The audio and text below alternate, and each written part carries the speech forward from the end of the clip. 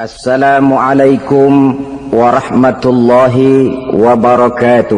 Waalaikumsalam warahmatullahi wabarakatuh. Alhamdulillahillazi ja'ala ramadhana syahra siyama lil mu'minin. Wassalatu wassalamu ala ashrafil anbiya'i wal mursalin sayyidina wa maulana Muhammadin wa ala alihi wa ashabihil mujahidin at-tahirin, amma ba'du. Ma'asyiral muslimin rahimakumullah. Dari jumlah 12 bulan yang ada dalam agama kita, yang dihitung sejak Muharram sampai dengan bulan Zulqa'dah, maka Ramadan mendapat gelar Sayyidus Syuhur. Sayyidus Syuhur artinya raja, penghulu atau tuan dari seluruh bulan. Apa sebabnya maka Ramadan ini dinamakan Sayyidus Syuhur? Sebab yang pertama, Ramadan dipilih oleh Allah menjadi bulan tempat di mana pertama kali diturunkan ayat-ayat suci Al-Quranul Karim. Allah tidak memilih Rabiul Awal, tidak Rajab, tidak pula Sya'ban misalnya, tetapi dipilihnya Ramadan untuk menjadi bulan di mana diturunkan ayat-ayat suci Al-Quranul Karim, seperti yang dijelaskan dalam surah Al-Baqarah ayat 185. A'udzu billahi minasyaitonir rajim. Syahrul Ramadan allazi unzila fihi al-Qur'an hudan linnasi wa bayyinatin minal huda wal furqan. Bulan Ramadan, bulan di mana diturunkan di dalamnya Al-Qur'anul Karim yang merupakan petunjuk dan jalan menuju petunjuk bagi orang-orang yang beriman. Oleh sebab itu, salah satu bentuk ibadah yang sangat dianjurkan di bulan Ramadan diantaranya ialah memperbanyak membaca ayat-ayat suci Al-Quranul Karim. Yang kedua, Ramadan disebut Sayyidus Syuhur karena di dalamnya ada satu malam yang bobotnya khairun min alfi syahr.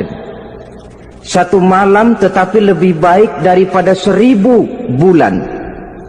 Itu dinamakan dengan Lailatul Qadar. 1000 bulan kira-kira 83 tahun. Nilai ibadah di malam itu lebih baik daripada nilai ibadah 83 tahun. Padahal umur orang sekarang kan jarang yang sampai 83 tahun. Bagaimana ini harus kita pahami? Ma'asyiral muslimin, sejak kita akil balik sampai kepada usia kita yang sekarang ini, kalau kita mau jujur bercermin, rasanya kita harus mengakui banyak dosa dan kesalahan yang pernah kita kerjakan. Kalau kita berbuat dosa selama 40 tahun, kemudian kita bertaubat 20 tahun lamanya, kalau menurut rumus dagang, ini kan belum tertutup. Dosa 40 tahun ditebus dengan taubat 20 tahun. Tapi haruskah dosa tidak terampuni? Allah Subhanahu wa ta'ala Maha Penyayang. Disediakannya malam-malam yang istimewa, yang punya nilai khusus. Seolah-olah Allah berkata, hai manusia, kau tidak perlu putus asa. Bagaimanapun banyak dosa kau lakukan, bagaimanapun banyak kesalahan kau kerjakan, nih, aku sediakan satu malam khairun min alfi syahrin, lebih baik daripada 1000 bulan yang disebut dengan Lailatul Qadar. Kapan sih Lailatul Qadar itu? Menurut Al-Imamul Ghazali, Lailatul Qadar itu adanya pada 10 hari yang akhir di bulan Ramadan, terutama pada malam-malam ganjil. Malam 21, 23, 25, 27, dan 29. Tapi orang yang ingin menemukan Lailatul Qadar, dia harus sudah berjaga sejak awal Ramadan. Jadi nggak boleh pakai ilmu ngincer. Tahu ilmu ngincer? Tanggal 20 Ramadan nggak terawih, 21 terawih, 22 perek lagi, 23 masuk lagi, 24 nggak ke masjid. Temannya tanya, kenapa nggak ke masjid? Ini kan bukan malam ganjil, nggak turun Lailatul Qadar. Saya kira yang kayak begini dapatnya bukan Lailatul Qadar, boleh jadi Lailatul Qadar. Orang yang ingin menemukan Lailatul Qadar itu, dia harus berjaga-jaga sejak awal Ramadan. Inilah di antara tugas kita, memanfaatkan waktu-waktu yang punya nilai istimewa. Itu ada dalam agama. Dalam setiap minggu ada hari istimewa. Dalam setiap hari ada jam-jam istimewa. Dalam setiap tahun ada bulan istimewa. Coba, dalam setiap minggu ada hari istimewa, hari Jumat. Dalam setiap hari ada jam-jam istimewa, sepertiga malam yang terakhir. Antara jam 2 sampai menjelang fajar di kala subuh, itu saat-saat istimewa. Di samping saat istimewa, Allah pun menyediakan tempat-tempat yang istimewa. Solat di Masjidil Haram, pahalanya 100.000 kali ketimbang solat di masjid-masjid lain. Begitu di Masjid Nabawi misalnya, ini tempat yang istimewa. Lailatul Qadar waktu yang istimewa yang diberikan kepada kita untuk kita manfaatkan dengan sebaik-baiknya.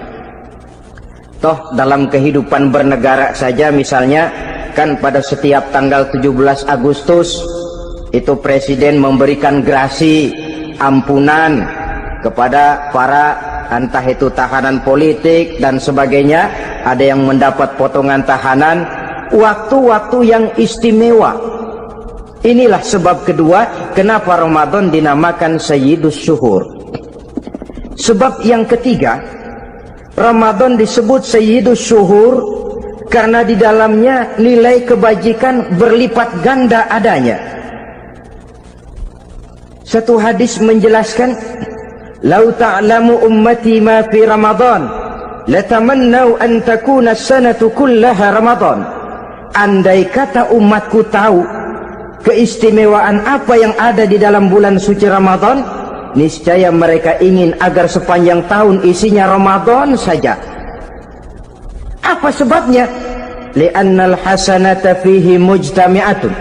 Di dalam bulan Ramadan itu berkumpul segala macam kebajikan. Wa ta'atu maqbulatun. Segala perbuatan taat diterima oleh Allah. Wa da'awati mustajabatun. Segala macam doa dan permohonan dikabulkan oleh Allah. Wa dzunuba maghfuratun. Dan segala macam dosa diampuni oleh Allah Subhanahu wa ta'ala.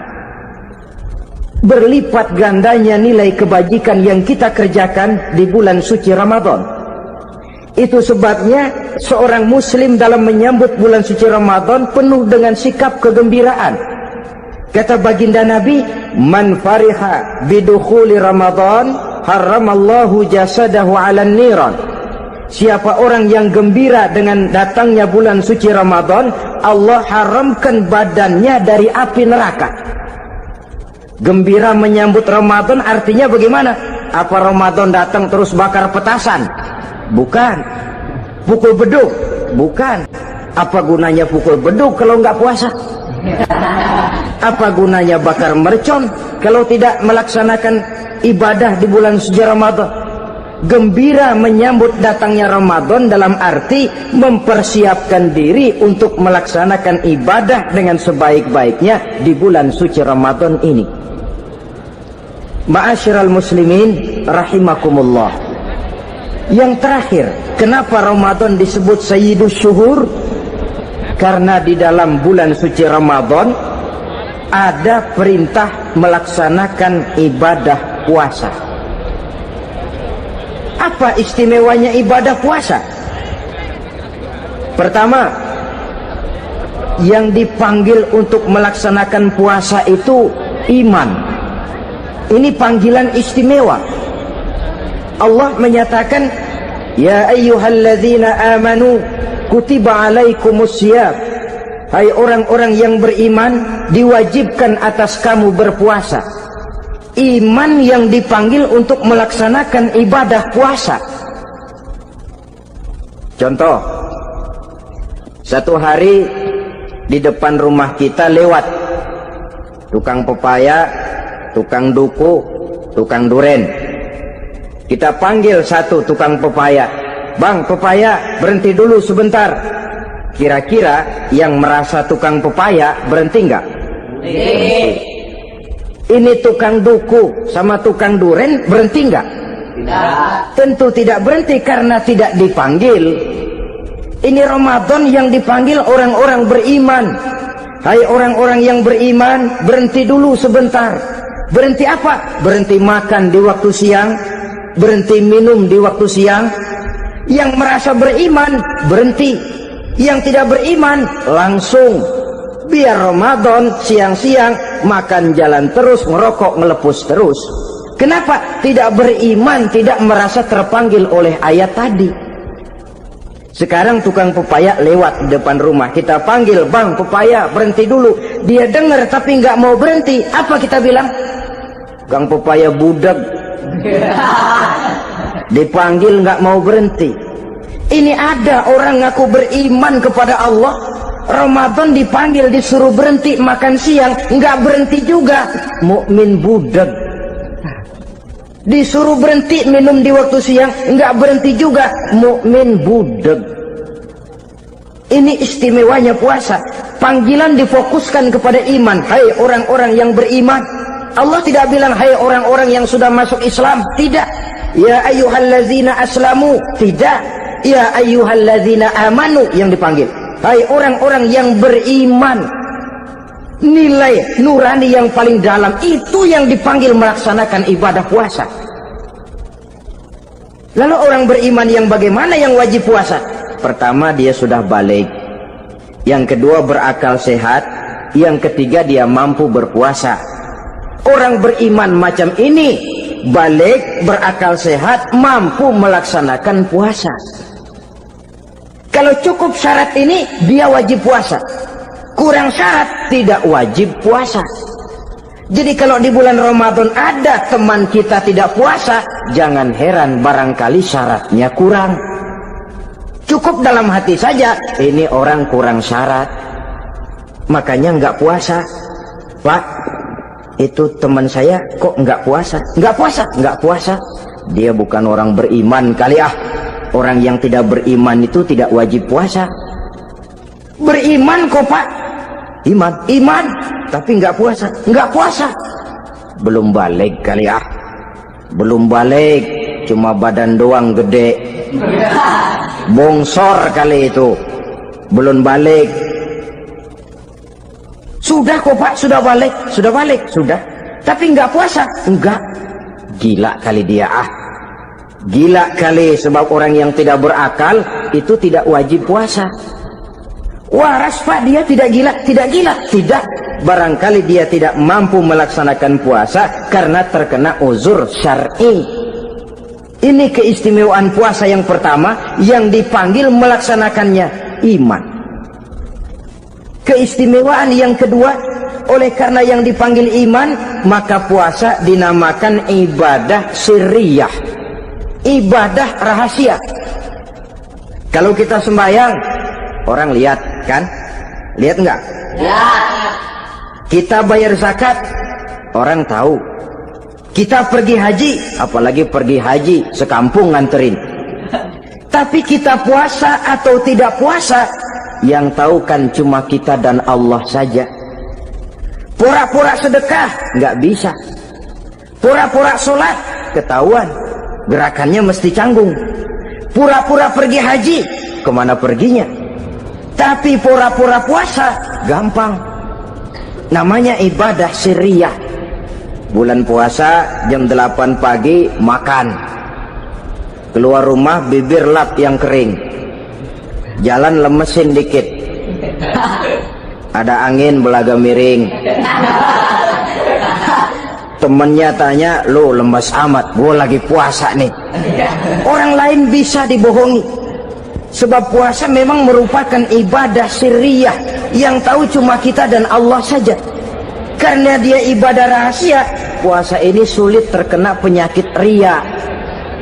Ibadah yang lain karena kelihatan orang, gampang kena penyakit riya, to show only. Sholat karena kelihatan orang, gampang kena penyakit riya. Karena saya jadi imam, misalnya di belakang saya lihat ada mertua, wah saya bikinlah sembahyang saya mantap-mantap, pakai serban, pakai siwak, bahasanya saya paseh-pasehin kayak orang 16 tahun di Mekah. Wah, usolli warwal maghribi salasa raka'atin Allahu Akbar. Surahnya saya cari yang panjang-panjang, paling pendek Sabbihis sama Wadduha. Akibat apa itu? Riya, di belakang ada calon mertua. Tapi kalau sholat sendirian dalam kamar, boro-boro pakai serban dan siwak, kadang-kadang kaos kutang saja cukup. Surahnya jangan Sabbihis sampai Wadduha, langganannya Inna A'toinakal Kautsar sama Qul Huwallahu Ahad. Karena sholat terlihat orang, mudah kena penyakit riya. Sedekah pun begitu. Mulanya niatnya cuma mau sedekah 5.000, karena ada orang yang disedekahani naik 10.000, yang 5.000 sudah karena orang. Jadi ibadah yang lain itu mudah terkena riya, tapi juga mudah dinilai orang. Kita bisa saja bilang, itu orang sholatnya khusyuk ya. Kenapa? Kelihatan dari gerakannya. Itu orang hajinya mabrur ya. Kenapa? Kelihatan dari tingkah lakunya setelah pulang haji. Itu orang sedekahnya berani ya. Kenapa? Ketahuan dari jumlahnya. Ibadah yang lain bisa dinilai, tapi puasa nggak bisa dinilai. Tuh orang puasanya mantap bener ya. Kenapa? Beludah melulu. Itu bukan ukuran. Itulah sebabnya dia dinamakan ibadah sirriyah, ibadah yang abstrak, yang tahu cuma si pelaksana dan Allah saja. Ini keistimewaan puasa yang kedua. Yang ketiga, saudara-saudara, kalau ibadah-ibadah yang lain, ganjaran pahalanya itu dijelaskan oleh Allah. Sedekah kalau ikhlas pahalanya begini, haji kalau mabrur pahalanya ini, sembahyang berjamaah pahalanya ini. Untuk puasa tidak. Puasa Allah cuma bilang as-siyamu li wa ana ajzi bihi. Puasa adalah untukku, aku yang akan membalasnya. Berapa besar balasannya tidak dijelaskan oleh Allah. Apa artinya ini? Kalau saudara kerja, mandor bilang, sampean kerja sama saya, gaji satu hari 5.000. Ketahuan kan, sehari 5.000. Kita bisa kong-kalingkong, ada mandor rajin, nggak ada mandor kendor. Pokoknya sehari 5.000. Tapi kalau mandor cuma bilang, kau kerja sama aku, soal gajimu nanti aku yang atur. Tidak dijelaskan berapanya, nanti aku yang atur. Ini kan mestinya kita kerja hati-hati. Sebab apa? Mungkin gaji kita lebih besar dari jumlah 5.000 kalau kerjaan memuaskan. Mungkin tidak digaji sama sekali kalau kerjaan berantakan. Tidak dijelaskannya pahala puasa menjadi sugesti bagi kita untuk melaksanakan ibadah ini dengan sebaik-baiknya. Mungkin gaji sangat besar, mungkin tidak digaji sama sekali. Sebab kata Nabi, kam min shaimin laisa lahu min siyamihi illa al-ju' wal 'atsh.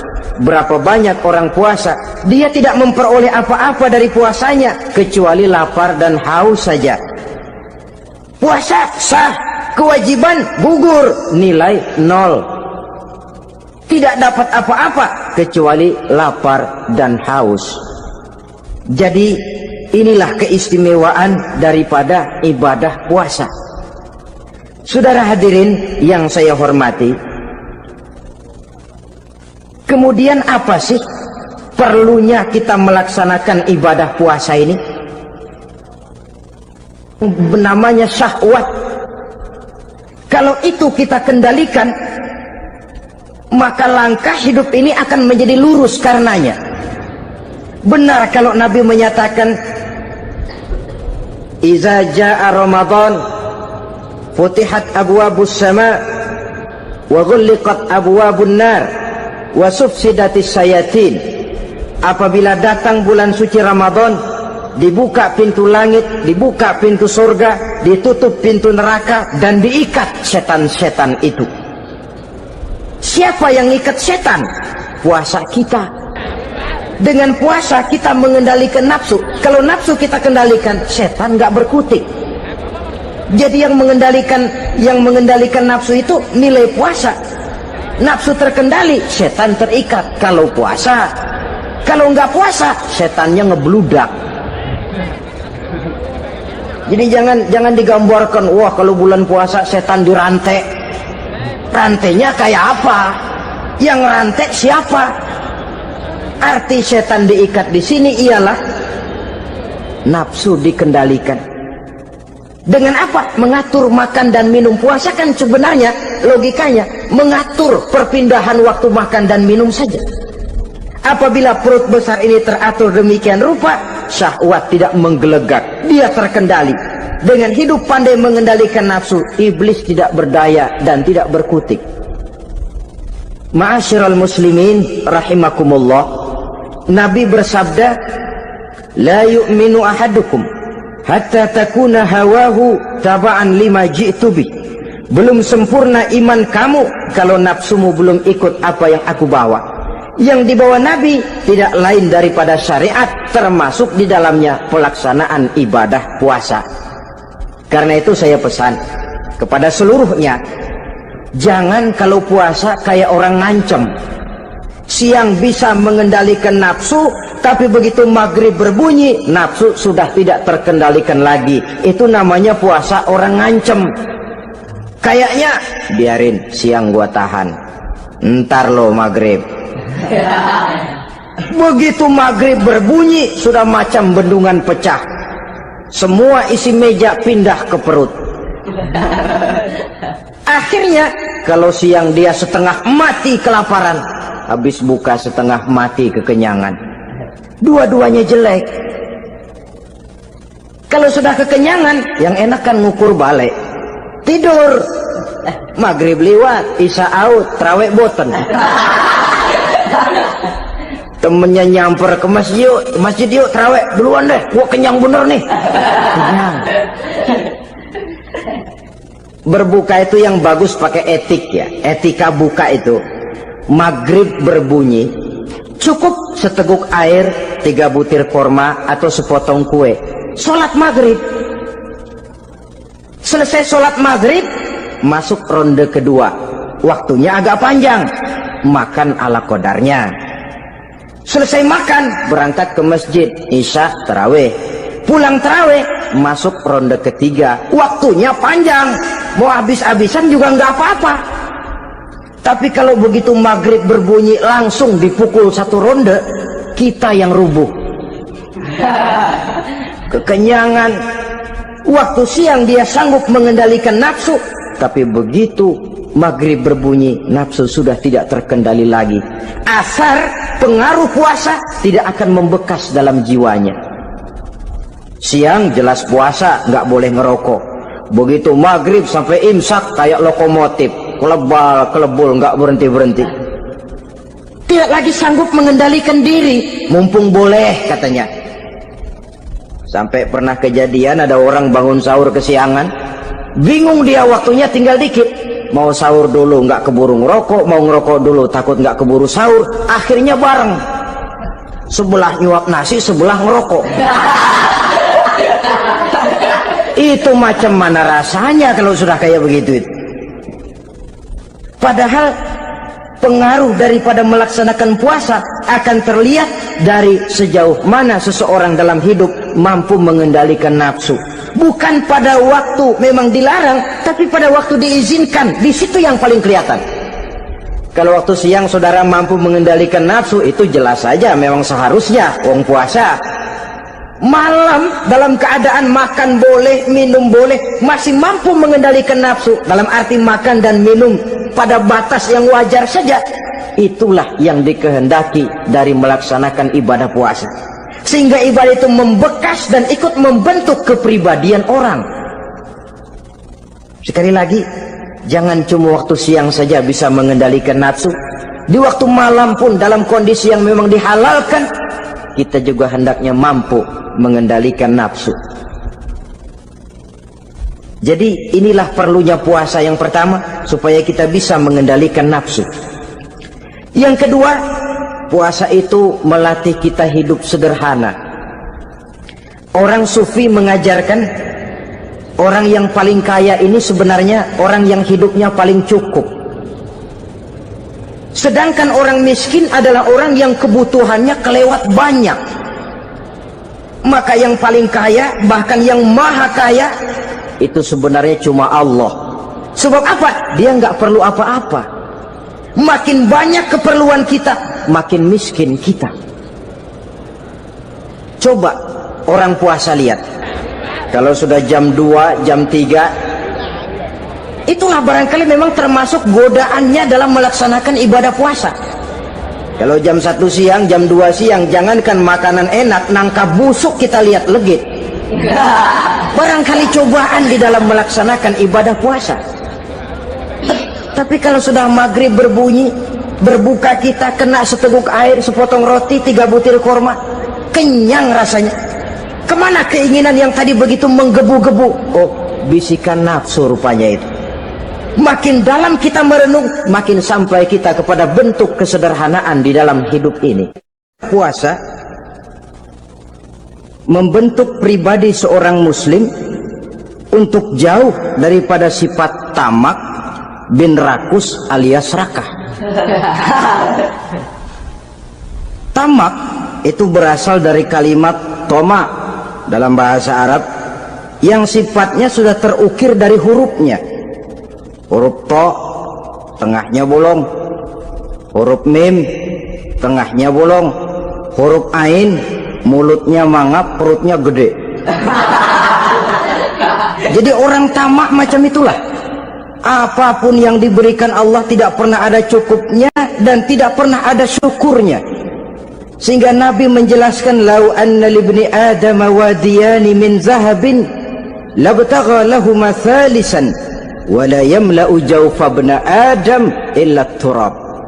Andai kata manusia mempunyai 2 buah ladang yang seluruhnya emas, tidak usah kepalang tanggung, ladang emas, 2 ladang semuanya ladang emas, dia tidak akan puas, dia akan mencari lagi ladang yang ketiga. Wala yamla'u jawfa ibna adam illa turab.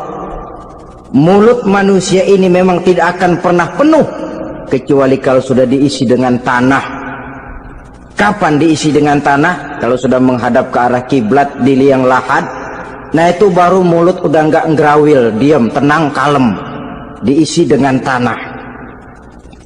Dengan demikian kita lihat bahwa puasa makin kita hayati, makin dekat kita kepada kesederhanaan di dalam kehidupan ini. Islam tidak melarang orang untuk kaya, untuk punya harta. Yang dilarang ialah sifat rakus, serakah, dan tamak. Karena ini akan membuat orang melakukan segala macam cara, ingkar kepada nikmat Allah, tidak pandai bersyukur, pandangan matanya selalu diarahkan ke atas. Dikala hidupnya sudah serba cukup, dia masih merasa kurang. Sebab itu dia selalu kurang. Dia sudah kaya tapi masih merasa miskin saja, maka hidupnya pun miskin terus. Saudara-saudara ma'asyiral muslimin, ini hikmah yang kedua kenapa kita perlu puasa. Yang ketiga, puasa itu melatih kita cinta kepada fakir miskin, orang-orang yang tidak mampu, yang memerlukan pertolongan. Bagaimana caranya? Dunia pendidikan berkata bahwa pendidikan akan lebih berhasil kalau bersifat audio visual. Mengajar anak berenang, bawa ke kolam. Mengajar anak naik sepeda, berikan sepedanya. Mengajar orang cinta fakir miskin, rasakan apa yang dirasakan oleh fakir miskin. Apa itu? Lapar, haus. Kan gak bisa ngajarin anak berenang teori saja, ke kolam gak pernah. Teori hafal luar kepala, gaya dada begini, gaya 200 meter begini, gaya kupu-kupu begini, gaya bebas begini. Teori hafal, ke kolam gak pernah.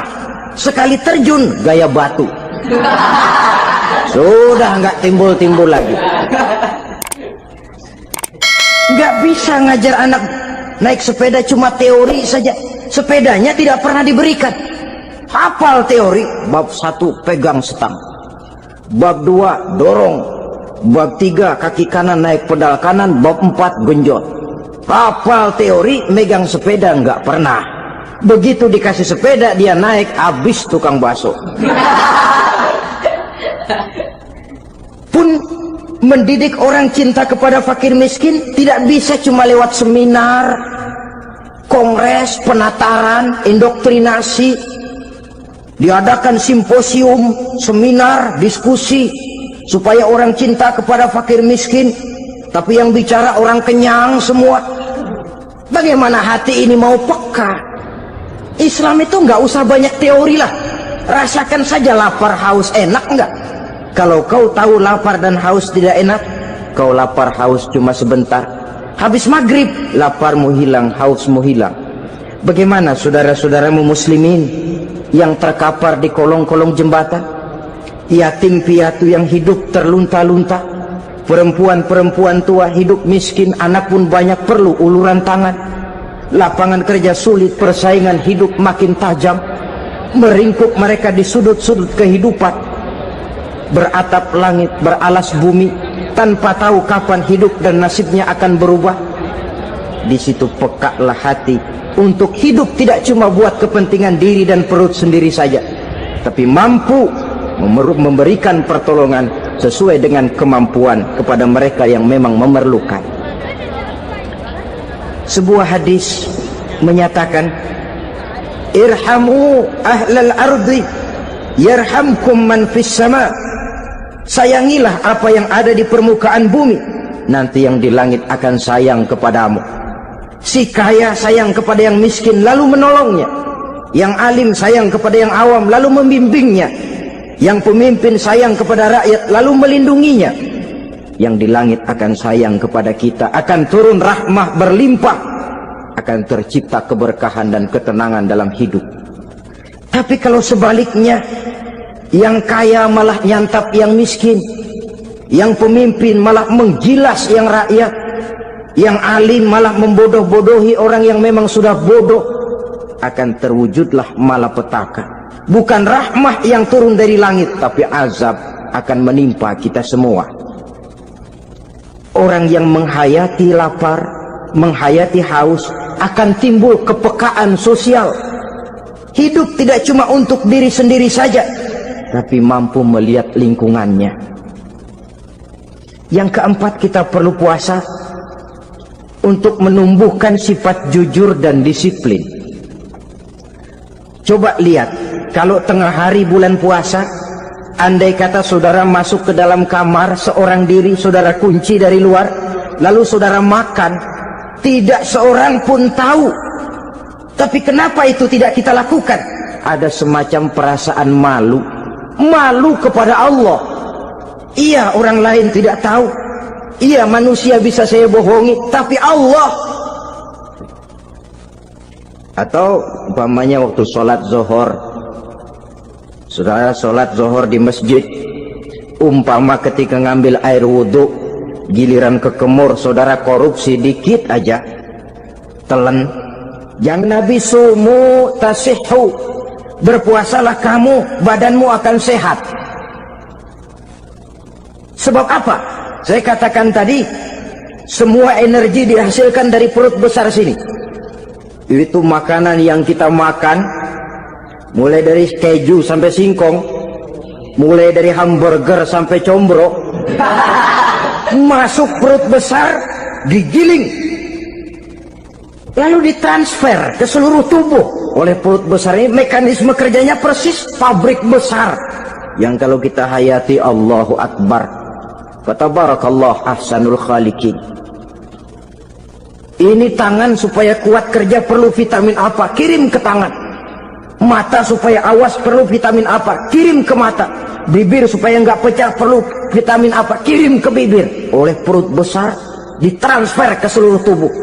Sisanya yang nggak perlu keluar jalan belakang. Kalau perut besar ini terus-menerus bekerja, ibarat mesin diporsir, dia akan cepat rusak.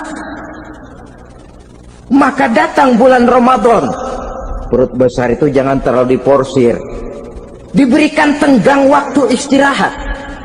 Sehingga Nabi memberikan jaminan, sumu tasihhu, berpuasalah kamu, pasti kamu akan sehat.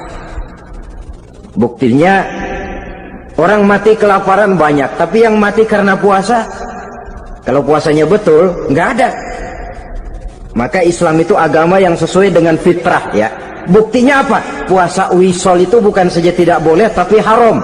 Puasa wisol artinya puasa nyambung, dari pagi sampai maghrib sampai malam sampai besok pagi lagi terus-terusan puasa, haram, karena itu bertentangan dengan fitrah. Islam tidak, cukup dari waktu imsak sampai datang waktu maghrib. Kenapa? Menurut perhitungan itu sesuai dengan daya kemampuan maksimal manusia. Sudah diukur itu. Allah yang bikin manusia kok. Jadi kalau Allah perintah puasa, itu sudah dalam kemampuan daya tampung dari kapasitas yang dimiliki manusia. Orang mati kelaparan banyak, yang mati karena puasa nggak ada. Belum pernah saya dengar ada warta berita, sari berita-berita penting dalam siaran ini, gara-gara bulan puasa orang Islam pada mati. Nggak ada. Yang mati kelaparan banyak, tapi yang mati karena puasa tidak ada. Nabi menjamin, sumu tasihhu, berpuasalah kamu, pasti badanmu akan sehat. Ma'asyiral muslimin, kalau sudah tahu kita apa perlunya kita berpuasa, pembicaraan akan saya lanjutkan bagaimana seharusnya kita puasa. Puasa yang ideal itu yang bagaimana? Al-Imamul Ghazali menjelaskan, orang yang puasa itu ada 3 macam. Pertama, saumul awam, puasanya orang kebanyakan. Orang macam ini merasa sudah puasa asal tidak makan, tidak minum, puasa sudah. Pokoknya tidak makan, tidak minum, itulah puasa. Ini puasanya orang awam. Matanya tidak pernah puasa, kupingnya tidak puasa, kakinya tidak puasa, tangannya tidak puasa. Ini puasa orang awam kebanyakan. Hasilnya tidak mustahil seperti yang dikatakan Nabi tadi. Berapa banyak orang puasa tidak mendapat apa-apa dari puasanya kecuali lapar dan haus. Puasa sah, kewajiban gugur, nilai 0. Kan rugi ibadah semacam itu. Sebab jangan lupa, yang membatalkan itu kan 2. Ada yang membatalkan pahala puasa, ada yang membatalkan puasa. Bedanya apa? Kalau puasa batal, pahala jelas batal. Tapi kalau pahala yang batal, puasanya mungkin sah, kewajibannya gugur, tapi pahala tidak ada. Kalau yang membatalkan puasa sih umumnya kita bisa jaga itu. Sebab apa? Masalahnya konkret, kelihatan. Apa yang membatalkan puasa? Misalnya makan dan minum yang disengaja walaupun sedikit, batal. Sedikit tapi sengaja tidak mengenyangkan, batal. Mamanya pentol korek yang kecil itu, sengaja telan waktu puasa, batal. Kan sedikit pak, nggak kenyang kok. Sengaja itu yang bikin batal. Tapi kalau tidak sengaja seperti lupa, itu tidak batal. Misalnya hari pertama puasa, habis sembahyang subuh tidur, bangun jam 8, lupa kebiasaan, langsung aja nyerbu ke dapur. Dapat sepiring setengah, ingat Astagfirullah, lagi puasa, betul. Setelah ingat bagaimana? Yang masih ada di mulut keluarkan, berkemur, lanjutkan puasanya, sah. Perkara sepiring setengah yang udah kadang masuk bagaimana Pak? Itu rezeki. Lawang orang lupa. Lupa itu kan jenis yang ma'fu anhu, jenis yang dimaafkan. Makan dan minum yang disengaja walaupun sedikit, batal. Batal puasanya. Apalagi muntah yang disengaja, batal puasa itu. Ukuran sengaja kan kita tahu. Apalagi hilang akal seperti gila atau pingsan, batal puasa. Apalagi hubungan suami istri di waktu siang secara sengaja, batal. Kalau sengaja. Kalau nggak sengaja, enggak. Namanya nggak sengaja. Umpamanya, saya nggak sengaja Pak, tahu-tahu udah nyampe situ, gimana? Yang nggak batal, cuma begitu ingat, buru-buru selesai mandi, lanjutkan puasanya, sah. Jangan begitu ingat sih, ingat Pak puasa, cuman tanggung. Nah, ini tanggung ini yang bikin jadi batal. Dan jangan lupa, orang yang membatalkan puasa karena hubungan suami istri, dendanya paling berat. Seorang sahabat pernah lapor, halaktu ya Rasulullah, ya Rasul, celaka saya. Ma ahlakaka, apa yang bikin kamu celaka? Saya lagi puasa Ramadan ya Rasulullah, saya nggak tahan. Lalu saya nyelonong sama istri saya, pengantin baru ini rupanya. Nyelonong bagaimana? Ya nyelonong.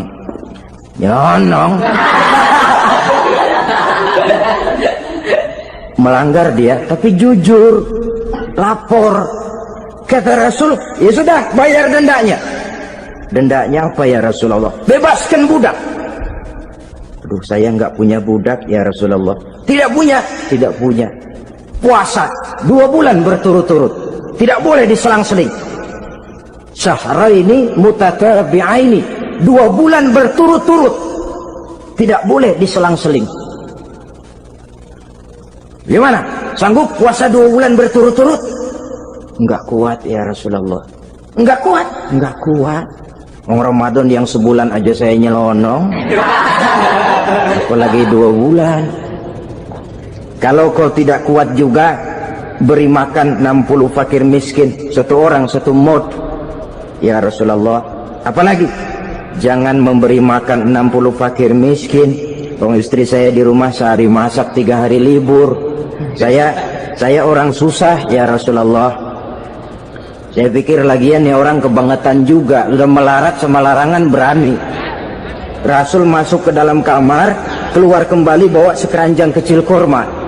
Kalau kau tidak punya apa-apa, bawa pulang ini, sedekahkan kepada orang-orang miskin di kampungmu sebagai pembayar dendamu ya Rasulullah. Apalagi di kampung saya itu yang paling miskin saya.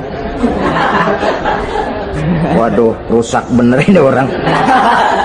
Apa marah Rasul? Beliau malah senyum. Ya sudah, kalau memang yang paling miskin kamu, bawa pulang saja itu korma, beri makan anak istrimu di rumah. Orang ini udah melanggar larangan, dapat korma lagi. Yang kedua, watak hukum Islam itu elastis, fleksibel, tidak kaku. Tidak kalau sudah begitu ya mesti begitu, itu tidak. Yang sering kaku kan kitanya umat Islam di dalam memahami Islam. Saudara hadirin yang saya hormati, yang tidak boleh itu pun di waktu siang. Kalau malam sejak maghrib sampai sebelum imsak, pada awal perintah puasa tidak boleh. Tapi ternyata banyak juga yang nyerempet-nyerempet. Sampai Allah turunkan, uhilla lakum lailatas siyami arrafasu ila nisaikum. Dihalalkan bagi kamu pada malam puasa bergaul dengan istrimu. Jadi barangkali di antara pendengar ini ada yang pengantin baru, tolong sabarlah di waktu siang. Tunggu maghrib berbunyi. Kalau sudah maghrib habis buka, mau buka lagi juga nggak apa-apa. Terserah saja. Ini yang membatalkan puasa. Yang kita sulit mengontrol, yang membatalkan pahalanya. Apa misalnya? ngomong-ngomongin orang. Puasa, ngomongin orang jalan terus. Itu ya tetangga kita. Kenapa emang? Oh, anu. Kita sih bukan ngomongin orang ini. Bukan ngomongin orang katanya. Ngomongin tuyul. Anu. Bohong. Orang puasa bohong, apa puasanya batal? Tidak. Puasanya sah. Yang batal mungkin pahalanya. Saudara-saudara, ma'asyiral muslimin rahimakumullah. Mata, terutama di kota-kota besar, menjaga mata ini. Kadang-kadang kita nggak pengen lihat, tapi kelihatan. Sebab itu memang yang tidak boleh ngeliatin. Kalau kelihatan, lain. Kelihatan itu kan rezeki. Orang kita nggak mau tapi kelihatan. Yang kelihatan itu sebentar. Kata Imam Ali, nazaratul ula laka wa tsaniyatu alaika. Pandangan pertama untukmu, yang kedua atasmu. Jadi begitu kelihatan, ya sudah. Jangan kelihatan tapi manteng aja enggak mau. Jadi mantengnya ini yang jadi urusan. Saudara hadirin yang saya hormati, dengan kata lain, berusahalah kita untuk puasa zahir batin. Itu yang pertama tadi. Puasa tingkatnya orang saumul awam disebut. Tingkat yang kedua, saumul khawas, puasanya orang khusus. Bagaimana ini? Di samping tidak makan dan tidak minum, panca inderanya sudah ikut puasa. Matanya puasa, kupingnya puasa. Asal ada diajak ngomong-ngomongin orang, maaf ya, kuping saya lagi puasa. Kakinya puasa, diajak jalan ke tempat yang tidak baik, dia bilang maaf saja, kaki saya lagi puasa. Diajak nyolong, maaf, tangan saya lagi puasa. Tidak cuma sekedar tidak makan dan tidak minum, panca inderanya sudah ikut puasa. Sekurang-kurangnya seperti inilah puasa kita, zahir batin. Nah, yang tertinggi disebut saumu khawasil khawas, puasa orang khusus yang lebih khusus lagi. Ini sudah the first class ini, puasanya orang fit. Bagaimana puasanya orang ini? Di samping tidak makan dan tidak minum, puasa panca inderanya, hatinya juga sudah ikut puasa dari seluruh keinginan yang selain Allah. Wah, ini kelas tinggi. Orang yang puasa macam ini, andai kata jam 3 sore dia berpikir, ntar sore buka pakai apa ya, dia menganggap batal pahalanya. Kenapa? Masih mikirin makanan. Kalau kita kan bukan cuma mikirin, ngancem.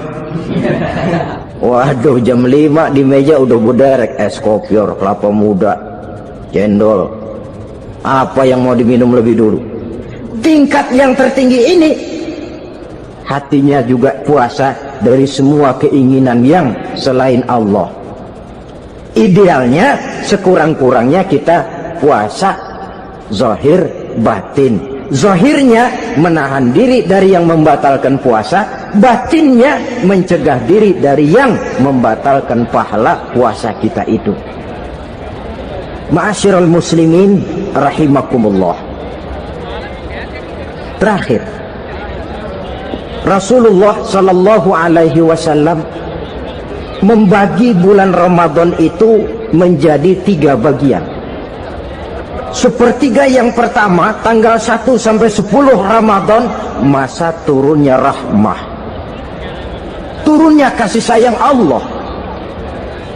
Kalau istilah sepak bola, tanggal 1 sampai 10 Ramadan ini disebut babak semifinal, babak penyisihan. Sepak bola itu kalau baru tingkat babak penyisihan, pesertanya banyak. Seluruh kesebelasan turun bertanding, babak penyisihan. Ramadan tanggal 1 sampai 10, babak penyisihan, putaran pertama. Pasaran puasa rame, masjid musola full house, meledak, tidak sanggup menampung jamaah yang tarawih itu. yang tadarus meriah. Kenapa? Maklum babak penyisihan, seluruh kesebelasan turun bertanding. Tanggal 1 sampai tanggal 10 Ramadan. Bila itu selesai, selesailah putaran pertama. Masuk putaran kedua, sepertiga yang kedua, tanggal 10 sampai 20 Ramadan, masa maghfirah, masa turunnya ampunan dari Allah. Masuk babak semifinal. Sepak bola itu kalau sudah babak semifinal, itu kan sudah banyak kesebelasan yang masuk kotak. Maka 10 Ramadan ke atas, pasaran puasa mulai menurun. Yang enggak puasa mulai nekat. Yang tadarus sudah mulai sayup-sayup sampai. Sementara barisan orang sembahyang tarawih di masjid mulai mengalami kemajuan dengan pesatnya. Barisannya makin maju ke depan. Maklum, tidak semua kesebelasan tangguh.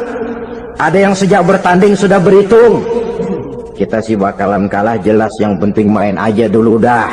Ada yang rajin ke masjid, motifnya lain. Ada karena ikut-ikutan teman, karena malu sama mertua, rajin terawih, karena nganterin, rajin terawih, bayangnya paling belakang berdua lagi.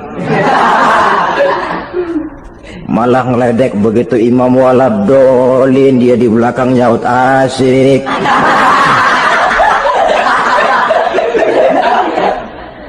Yang kayak begini ini sudah nggak bakal tahan lama, akan gugur di babak semifinal. Puncaknya putaran terakhir tanggal 20 sampai akhir Ramadan, masa itkun minan nar, masa pembebasan dari api neraka, masuk babak final. Kalau sudah babak final, ya pesertanya nggak banyak sudah. Ramadan tanggal 20 ke atas babak final, pesertanya nggak banyak. Sebab apa? 20 Ramadan ke atas pikiran orang sudah bercabang itu. Yang punya kampung sudah siap-siap mau pulang mudik, lebaran di buah kampung, puasa kayak enggak, yang penting pokoknya lebaran. Yang pegawai negeri gajinya kecil, anaknya banyak, palanya ngebet. Yang belum punya sepatu, belum punya baju, macam-macam problem, sehingga konsentrasi ibadah menurun. Padahal Nabi sangat menganjurkan tingkatkan ibadah, la siyama fi ashril awakhir, lebih-lebih pada hari 10 yang akhir, tanggal 20 sampai akhir Ramadan. Di situ dianjurkan memperbanyak ibadah, i'tikaf, tarawih, tadarus Quran, bersedekah, amalan-amalan sunnah yang sangat dianjurkan di bulan suci Ramadan ini.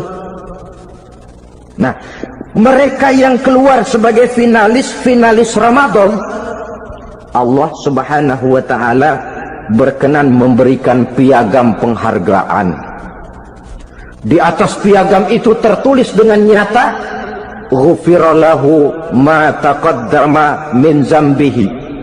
Pemegang piagam ini dinyatakan keluar sebagai finalis Ramadan, kepadanya diberikan penghargaan dengan jaminan ampun terhadap seluruh dosa yang pernah dia kerjakan, sehingga dia keluar Ramadan masuk 1 Syawal seperti bayi baru dilahirkan oleh ibunya, bersih tanpa dosa karena sudah dibersihkan oleh ibadah Ramadan, sehingga masuk Syawal dia rayakan Idul Fitri, dia pantas mengucapkan minal aidin wal faizin.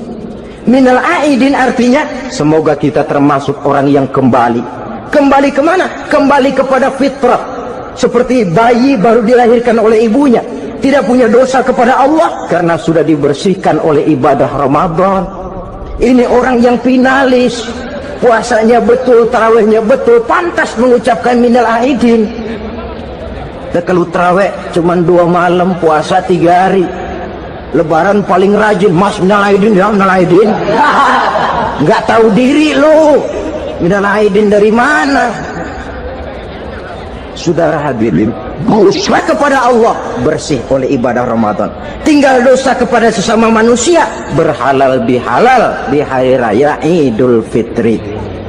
Nah, inilah pembicaraan kita pada pertemuan kali ini, dengan harapan mudah-mudahan ibadah kita diterima Allah, kita keluar sebagai finalis yang pada akhirnya masuk ke dalam kelompok minal aidin wal faizin, orang yang kembali suci kepada fitrah dan orang yang beruntung. Dengan semangat inilah kita rayakan Idul Fitri, hari raya kembali kepada fitrah. Terima kasih banyak atas segala perhatian. Mohon maaf atas segala kekurangan. Usikum wa nafsi bitaqwallah. Wassalamualaikum warahmatullahi wabarakatuh.